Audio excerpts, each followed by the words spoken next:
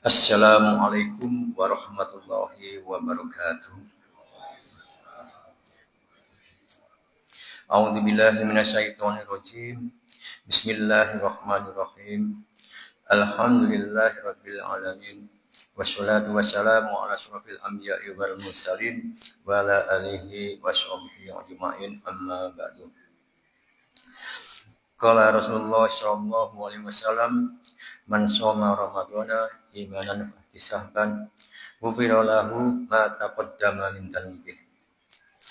Para jamaah, bapak-bapak, ibu-ibu, dan adik-adik sekalian yang dirahmati oleh Allah. Syukur alhamdulillah pada pagi hari ini kita diizinkan oleh Allah untuk bisa bertemu kembali. Mudah-mudahan langkah kaki kita dari rumah menuju masjid yang insya Allah penuh berkah ini senantiasa dicatat oleh Allah sebagai suatu amalan yang baik di sisi Allah. Amin amin ya rabbal alamin. Sholawat serta salam semoga tetap tercurahkan pada junjungan kita Nabi besar Muhammad Shallallahu Alaihi Wasallam, kepada para keluarganya, para sahabatnya, dan insya Allah akan sampai kepada kita selaku penerus risalahnya.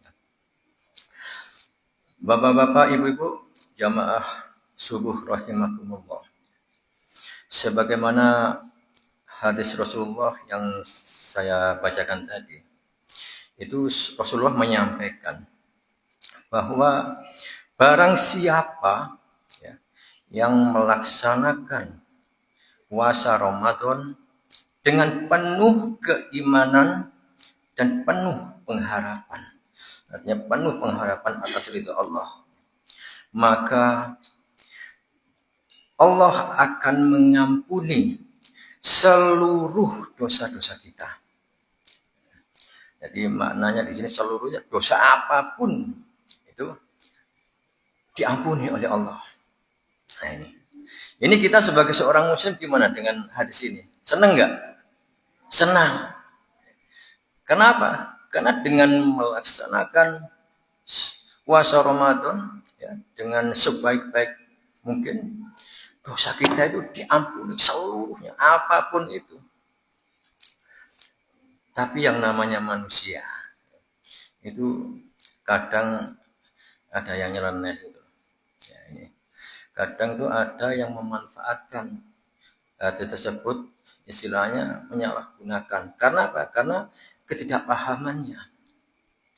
Suatu contoh misalkan, ada seseorang itu ahli maksiat, maksiat macam-macam, korupsi, menipu, dolim, malas sholat misalkan. Tetapi di saat bulan Ramadan masuk, dia menghentikan semua kemaksiatan tersebut. Kemaksiatan yang telah dia lakukan ini dihentikan. Karena apa? Karena dia itu paham betul bahwa bulan Ramadan ini adalah bulan mulia, bulan yang suci, bulan yang penuh rahmat, bulan yang penuh dengan ampunan. Maka dia dengan sungguh-sungguh menunaikan ibadah di bulan Ramadan itu. Dengan harapan apa? Segala dosa-dosa kemaksiatan yang mereka lakukan di masa yang lalu itu mendapatkan ampunan dari Allah. Tapi sayang, begitu Ramadan selesai, apa yang dia lakukan? Ternyata dia kembali lagi kepada tabiat yang lama. Dia lakukan lagi kemaksiatan baru. Kenapa kok hal ini bisa terjadi? Ini karena dia mempunyai harapan. Apa harapannya? Dia berharap bisa ketemu dengan Ramadan berikutnya. Harapannya apa? Dengan Ramadan berikutnya dia bisa menebus lagi kesalahan-kesalahan itu. Begitu seterusnya. Tapi di suatu saat,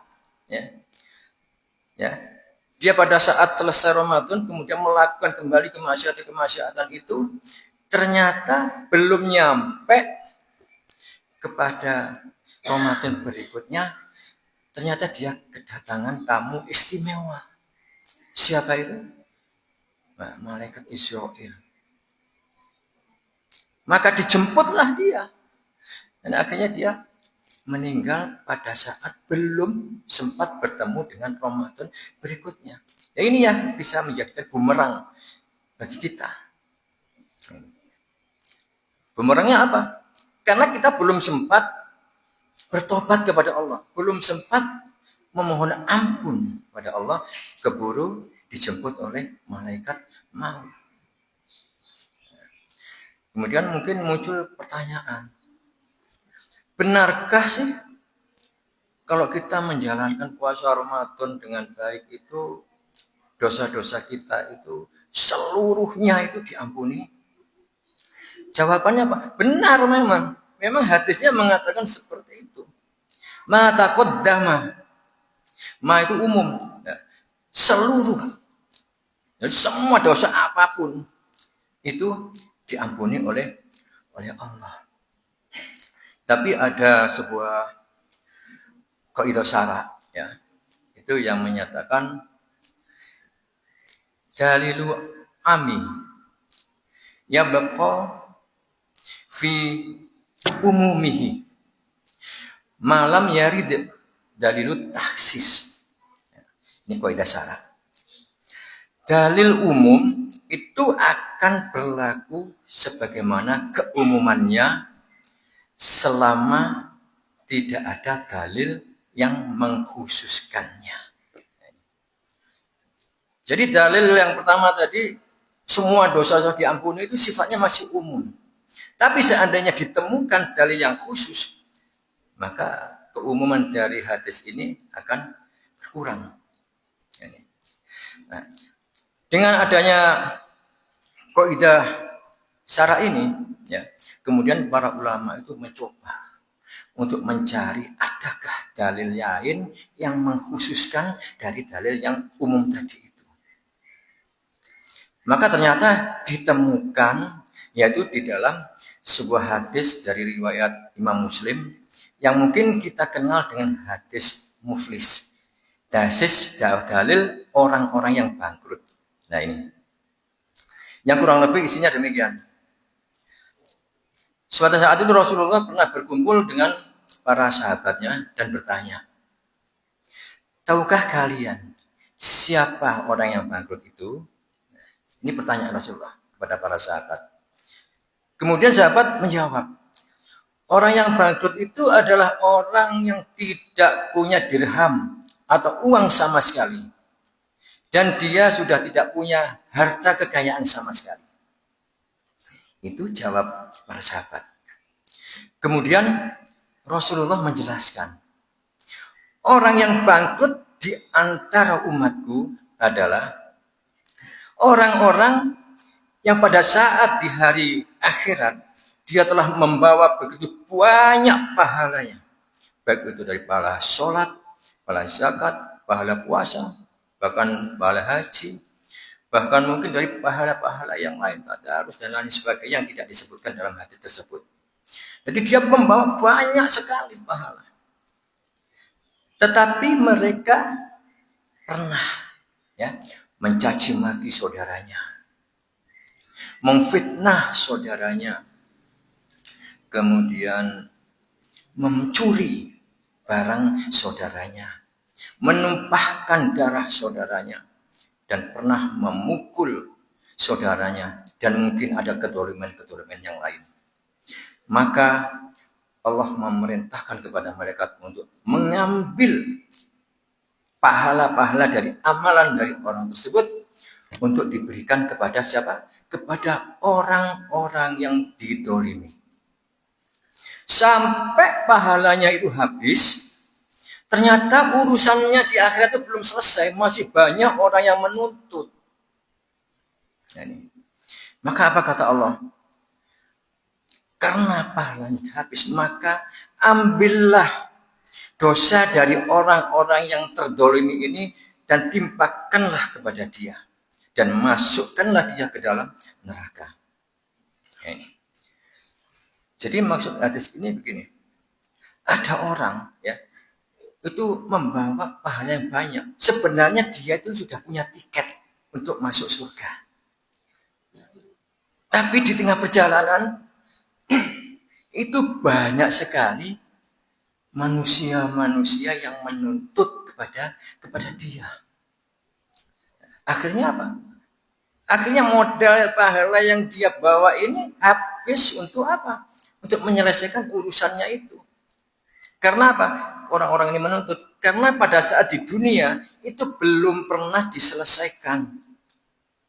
Artinya belum pernah meminta maaf, meminta ridho kepada orang-orang yang didolimi itu. Jadi orang-orang menuntut. Maka diambillah pahalanya sampai habis. Ternyata kok si ono sing nuntut. Wis gak ono meneh sing dicukup. Gak ada lagi yang diambil pahalanya. Maka dosa orang yang didolimi itu diambil oleh Allah, ditimpakan kepada orang tersebut. Ya, ini sangat-sangat disayangkan.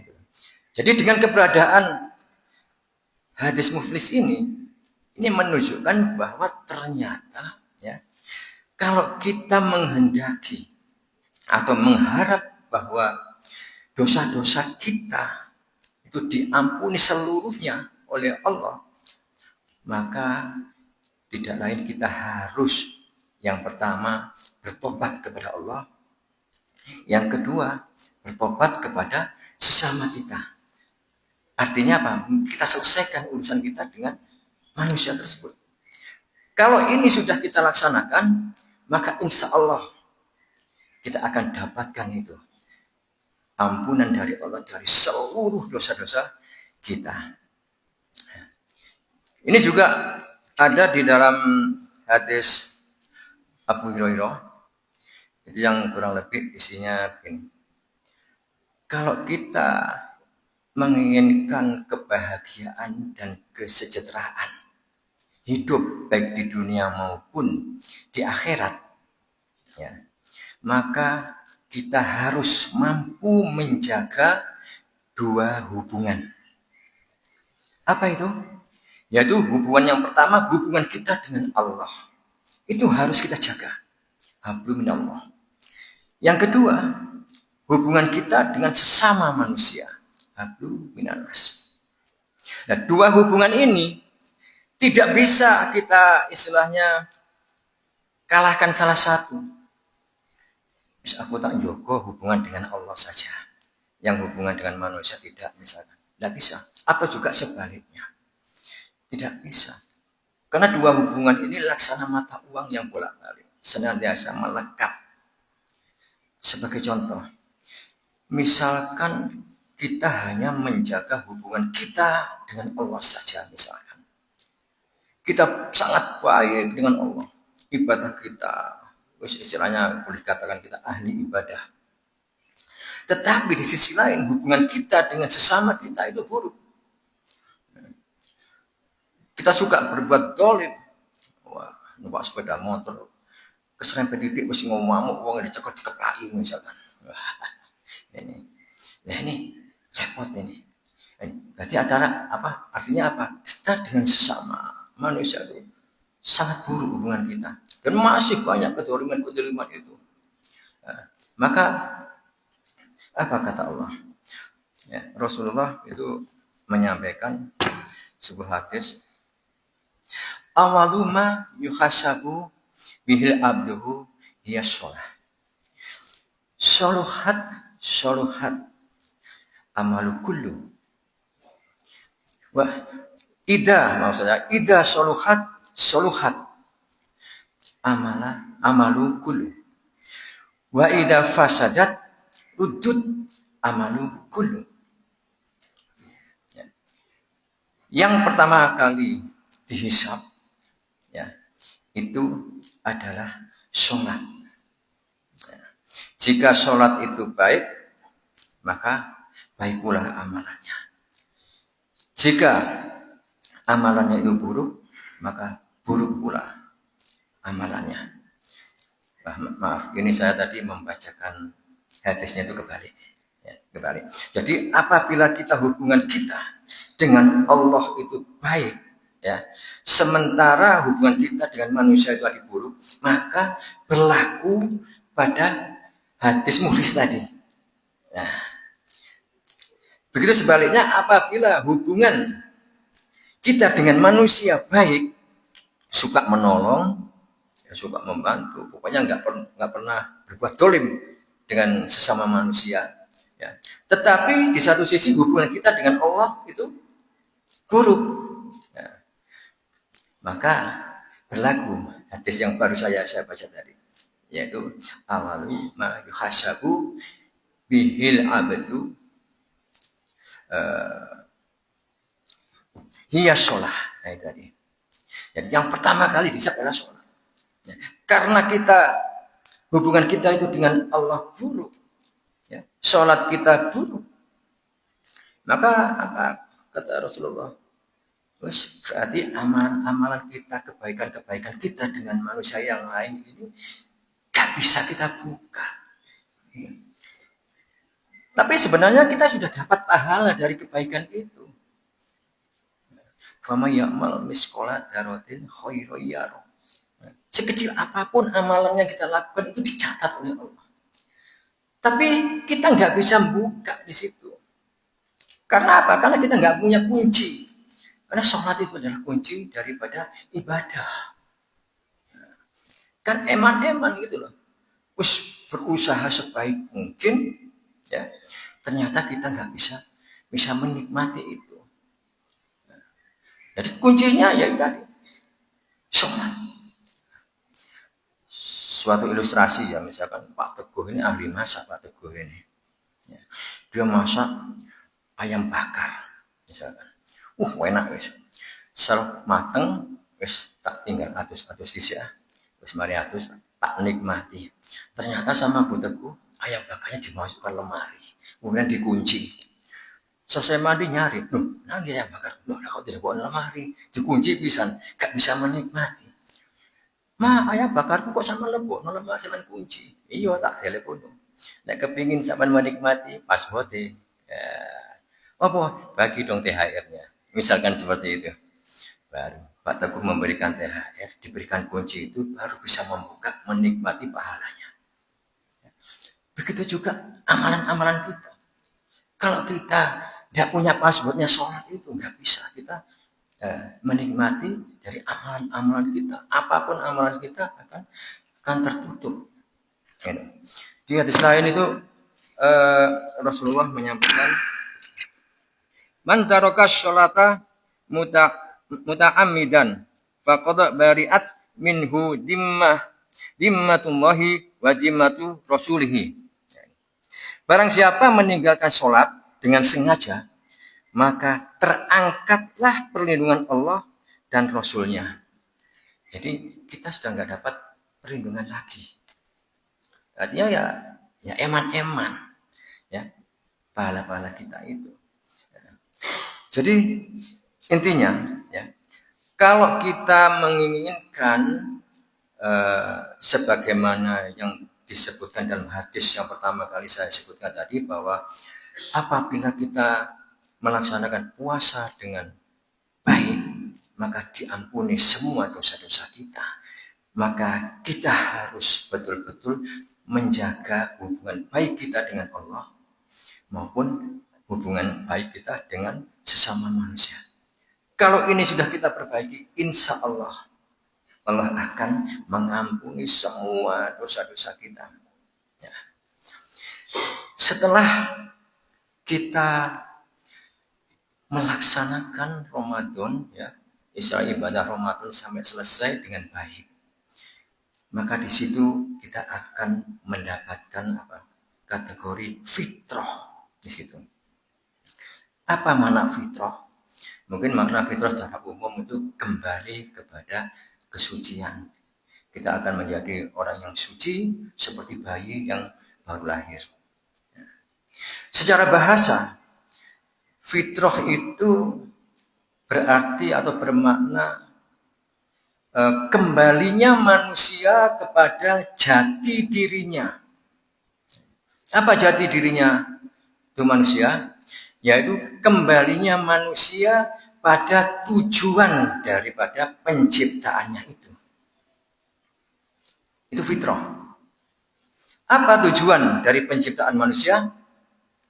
Ini disebutkan di dalam surat Ad-Dariyat ayat 56. Bismillahirrahmanirrahim. Wa ma khalaqul jinna wal insa illa liya'budun. Ini tujuan diciptakannya manusia di dunia. Tidak aku ciptakan jin dan manusia melainkan hanya untuk beribadah kepadaku.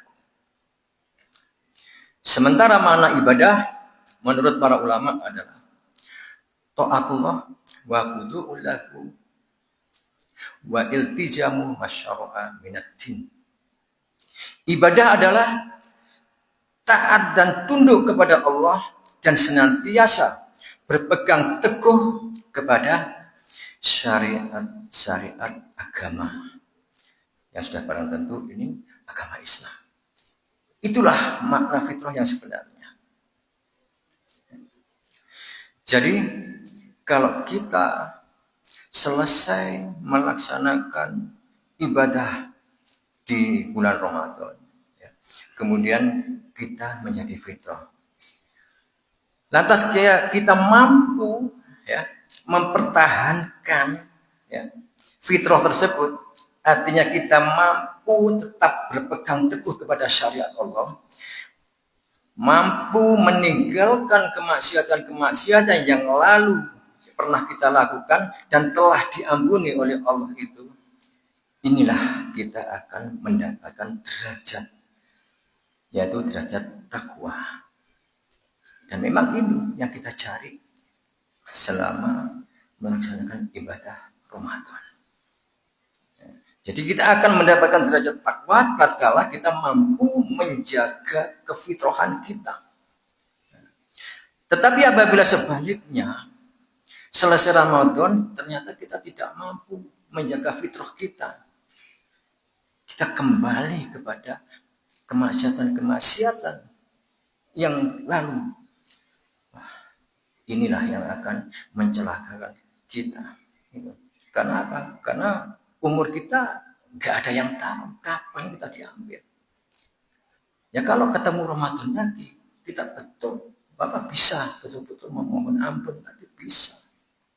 Tapi kalau enggak misalkan, terus bagaimana nasib kita nanti di akhirat? Karena apa? Karena hidup di dunia ini hanya sebentar.